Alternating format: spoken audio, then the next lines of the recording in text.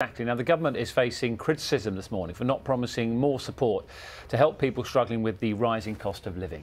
Labour said yesterday's Queen's speech was bereft of ideas and called for an emergency budget to address the cost of living crisis. We are joined now by the Levelling Up Secretary, Michael Gove, who joins us live on the programme. Good morning, Mr Gove. Good to talk to you.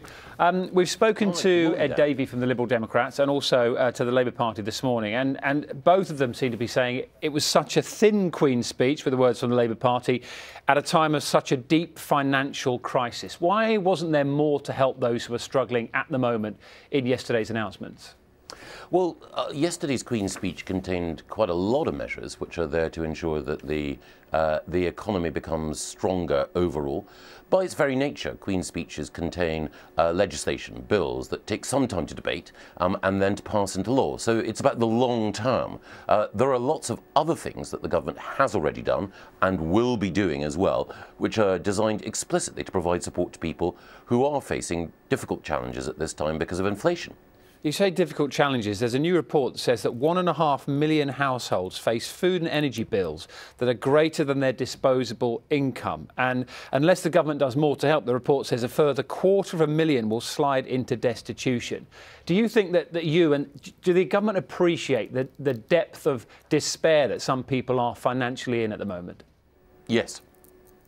And what are you going to do to help those people who are watching this morning and have listened to the Liberal Democrats and listened to the Labour Party saying that more people need more direct, immediate help right now from the government? Yes. Well, I didn't hear what my friends from the other two political parties have said. I haven't heard any particularly good concrete ideas from them yet, but, you know, let's wait and see. But what we have done is that we have already taken steps in order to ensure that we help with energy bills, that we reduce council tax bills for the very poorest, that we have money given to local government, to local authorities, to help those in greatest need. And last night, the Prime Minister convened a meeting of ministers with responsibility for different policy areas. We were all continuing to look at everything that we can do in order to help. And indeed, in the Queen's speech yesterday, one of the measures that my department was bringing forward was support for people who are currently renting in order to try to ensure that we can minimise rent increases. Can you give us a bit more detail on that? So this was the Cost of Living Cabinet Committee last night, is that right, the one you're referring to?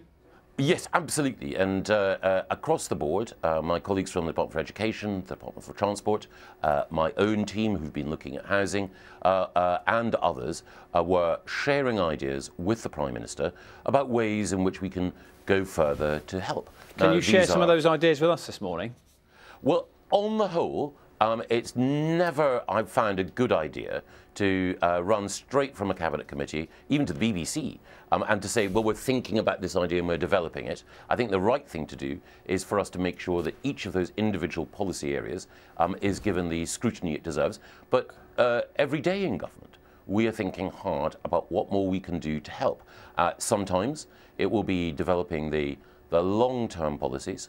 And yesterday in the Queen's speech, we outlined, for example, things that we can do to help to ensure that the food and farming sector is more productive in the future, that we can both grow more of our own food and at the same time keep the cost down in the long term. A government has to think about the future in that way, as well as dealing with the pressures, the inevitable and painful pressures that people feel now. OK, with the greatest respect, though, you've just criticised the Labour and the Liberal Democrats for not coming up with concrete ideas. You're saying that you as a government are discussing ideas. I've asked you for a bit more detail this morning. For the many people who are watching this programme and thinking, I need help, I think it's probably OK for me to ask you again to flesh out some of those ideas, which are potentially things that the government might do to help people this morning. Well, we've already taken steps. It was the government that decided that it would be appropriate, and I think it was absolutely right, to reduce council tax payments for people in bands A to D to target help on those who are poorest. We have the Household Support Fund, which has made money available in order to help those in the toughest circumstances. And my own department has put money in to a particular fund to help those people who may have accumulated arrears in rent. These are all things that the government has already done, along with a packed legislative agenda. And again, I don't want to criticise the guys from the Liberal Democrats and the spokesperson from Labour. I'm just saying that if they had a whiz-bang idea that hadn't occurred to anyone else, then I haven't heard it yet. Do share it on the programme. Always happy to debate. I'll throw one. I'm not saying it's a whiz-bang idea, but one of the things that they've been talking about is a windfall tax on these huge profits of some of the energy companies, because that is somewhere which is hitting everybody watching this morning quite significantly in the pocket. Is that something, potential measures in that area that was discussed last night? No. Why not?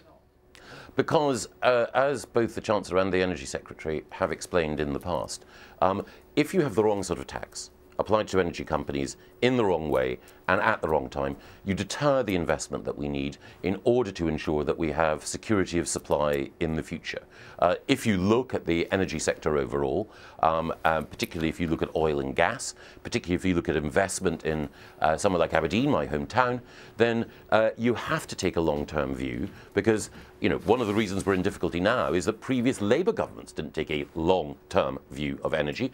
They didn't, for example, put the investment into nuclear that we need and that the Prime Minister has now led. So, no, not the right tax, not levied in the right way, not at the right time. But we specifically heard from BP last week that they would continue investment whatever happens.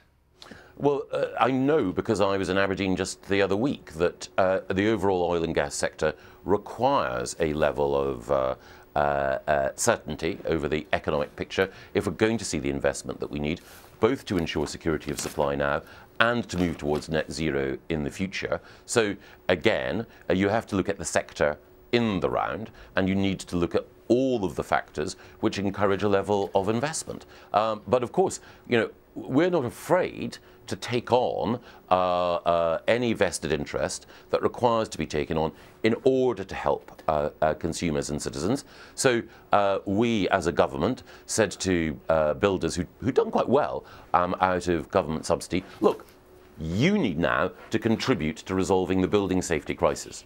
And so we secured billions of pounds from those companies in order to ensure that people who were in unsafe buildings and who were going to have to face the cost themselves had that pressure relieved, and the big companies paid up. Now, we as a government did that because we are on the side of people who are facing tough times, and we will take necessary and proportionate action when required.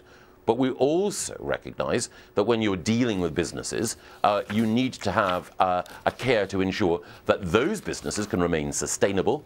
They've got employees, they pay taxes. We need to make sure that we don't unbalance the economy. And that's the approach that we've taken. OK, I want to ask you a question about Northern Ireland, but just one more on what we heard yesterday, because the Prime Minister appeared to suggest there would be more help with cost of living in the coming days. And then that point was put to the Treasury, who said that no big announcement was imminent.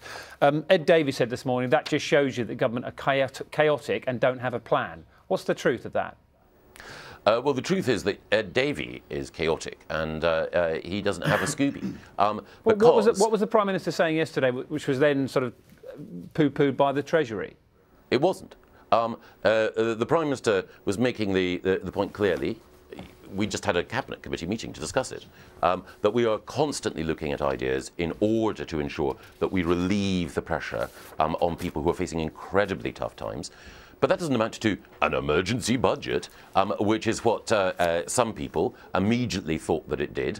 It is an example of some commentators chasing their own tails and trying to take a statement that is commonsensical, turning it into a major capital letters, a big news story. And in fact, when the Treasury quite rightly say, calm down, then people, instead of recognising that they've overinflated the story in the first place, then say, oh, this is clearly a split. And someone like Ed Davey, I know, I worked with Ed in the past, I recognise his talent for this sort of thing, immediately steps into this media whirlpool and attempts to stir it even further. The truth is, Prime Minister says government is working hard, and the Treasury say, yes, we are, and I'm afraid the budget is going to be when we said it would be, i.e., please get things in proportion, that becomes a story? Well, with the greatest respect, I think the Prime Minister was talking about something in the coming days, and the question was, what's that going to be? Is that potentially an emergency budget? And the Treasury said no. I'm not sure that's spinning a story. That's the Prime Minister saying something, a follow-up question to the Treasury to ask what those plans might be, and them saying, no, there aren't any plans for an emergency budget. Yeah, exactly. No big deal. But at a time when people are struggling financially to put food on the table and making those choices between heating and eating, when you hear the Prime Minister saying there's some help coming in the next few days, surely you ask a question about that and you try and discover what those measures are going to be. That's the point of being a journalist, isn't it? You, of course, ask questions, but it's not a story that the Prime Minister said that the government is looking to see what we can do. And the Treasury said, yeah, of course we're looking, but that doesn't mean an emergency budget. That is a helpful clarification, which means that we can then get on with asking and indeed investigating serious ways in which we can help those most in need. And as I mentioned earlier, in the Queen's speech, we have measures to help those in the socially rented sector in order to provide them with the security they need and the voice that they need in order to ensure that their position is valued. We also have measures to help those people who are in the private rented sector in order to ensure that they are not subject to arbitrary no-fault evictions.